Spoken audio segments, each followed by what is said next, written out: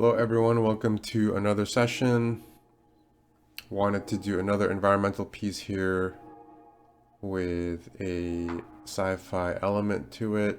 Wanted to do some sort of a canyon, deserty environment with an aircraft landing in it. So again, starting with some line work just to guide the composition of things. Super loose, super rough. And then as soon as I'm happy with that, I start to block in the colors, trying to figure out the palette. Super loose again, right from the beginning. Nothing too committal. And again, this is super important, especially at the beginning. Don't want to get caught up in the weeds of things. You don't want to get too caught up in detailing a particular element this early. And I'm always trying to be ready to to delete certain elements of it, to restart things, and just be accepting of new ideas as they come.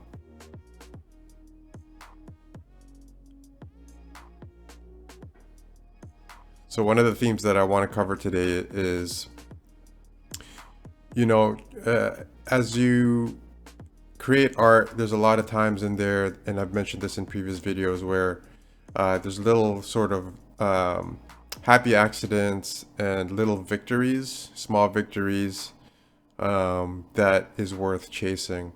So again, art is a very exploratory endeavor, and you have this really cool idea in your head, and it's something that you want to execute on paper, or in this case, your digital screen, Photoshop in this case.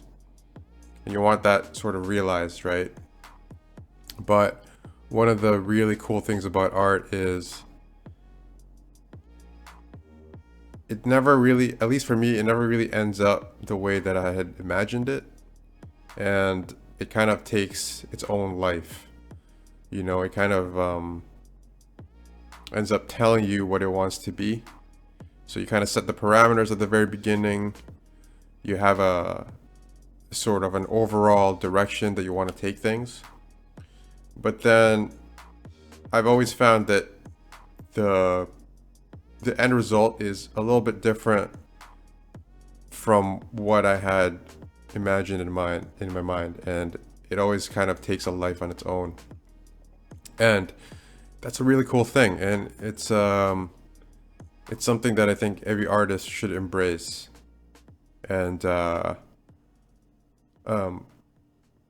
one of the reasons that it ends up that way is because as you create your art, throughout the process, there are these small victories that occur, and you end up kind of chasing it, right? And what I mean by that is, like, as for example, here I am working on the craft on the ship, and when I see something that's really cool, like a small detail that I really like, that's a small victory, and I end up chasing it, and I end up kind of building on top of that really cool thing that was a small thing, but then it ended up influencing bigger decisions, right? Whether that's on the lighting or the design of the thing. These little victories inform other decisions that hopefully create more small victories, and then you end up chasing those, and then at the end of the piece, you end up with something that is hopefully something that you're happy with, and something that is something that you're quite proud of, right? And it's basically all those small victories stacked on top of each other, if that makes sense. And I think that's why, like, I keep coming back to it every time I finish a piece. I'm always quite eager to start a new one, coming up with a new idea, coming up with a new composition, coming up with a new theme, and it's because those small victories kind of keep you going. And I don't know the scientific sort of little scientific things that's going on neurologically, but I think it's probably got something to do with like dopamine and how every time you get this like really cool thing that happens, it kind of sparks this like feel good hormone or something like that, feel good chemicals in your brain, and then you end up chasing that, and because you want more of that same feeling that you get, right? At least that's what I feel when I create art, is that whenever I make a stroke on the canvas that I feel really good about, it feels really good, and I want more of that, and I think that's probably what's going on. If there's anyone that knows more about the scientific background of things, please let me know. But that is my uninformed, non-scientific theory there.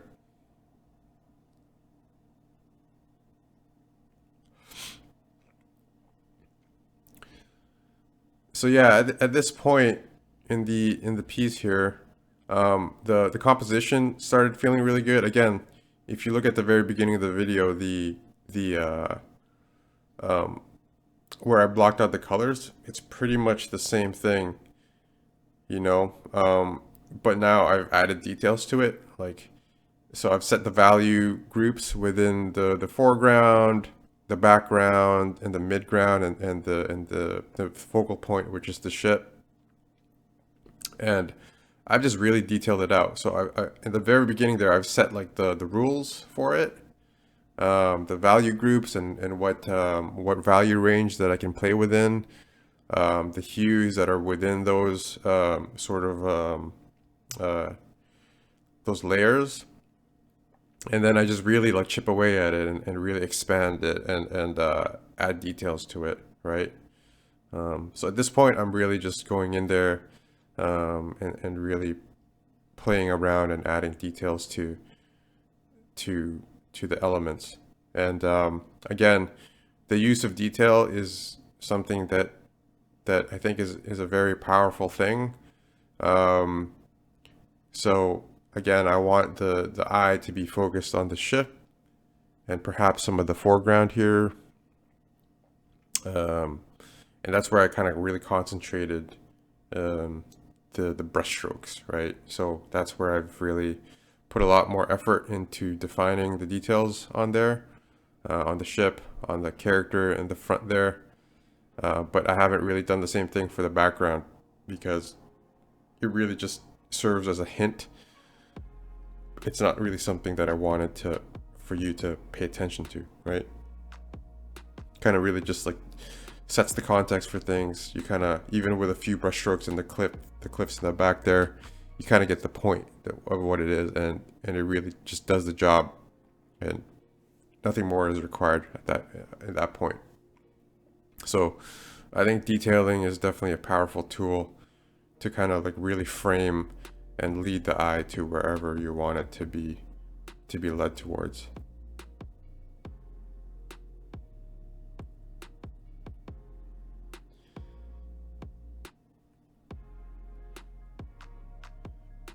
And again, adding the character in the foreground there, I think was quite vital to this piece.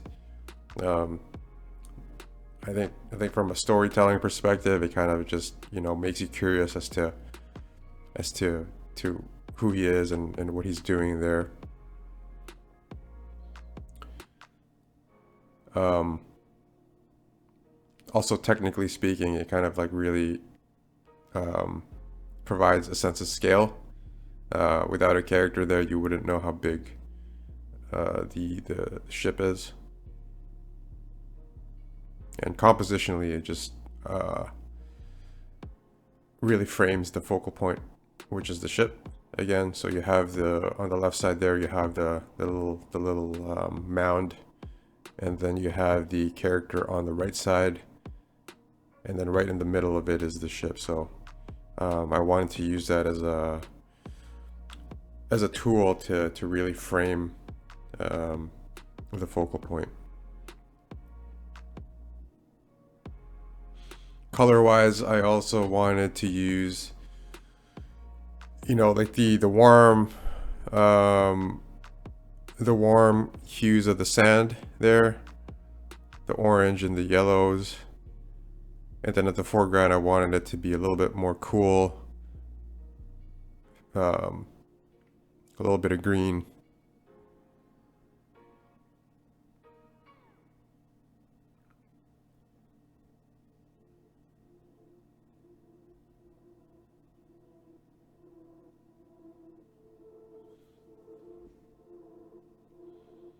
So the very last bit of the video here, again, really concentrating the details towards the aircraft.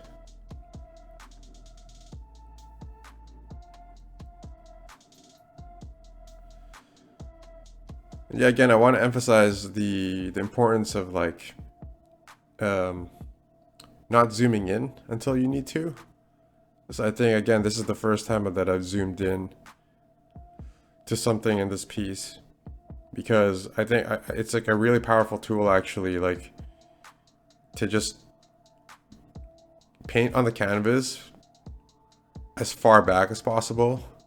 I think it's like a really cool technique that I think really helps me a lot.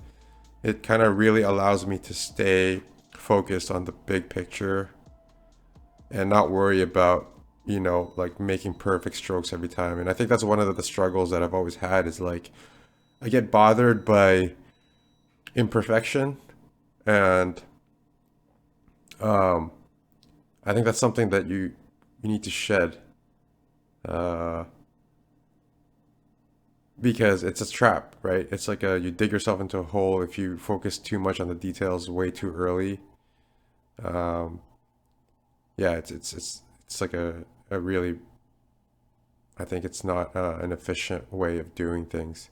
So again, zooming out for the most of the process, I think is a good idea, and then zooming in whenever you need to, once everything is set, once everything is defined, and you're happy with the overall composition and overall feel of things, then I think it's only that's the time when you zoom in. Squinting your eyes is also a very useful technique, because it really shows you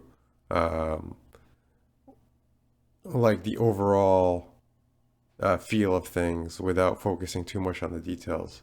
Like when you squint your eyes, like right now I'm squinting my eyes. I always ask myself, do the elements read the way that I want them to?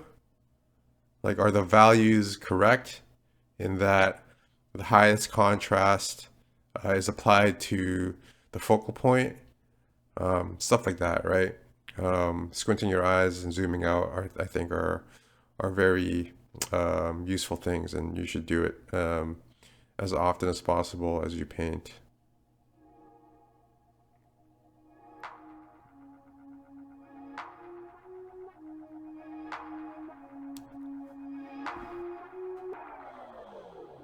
At this point, just really wrapping up.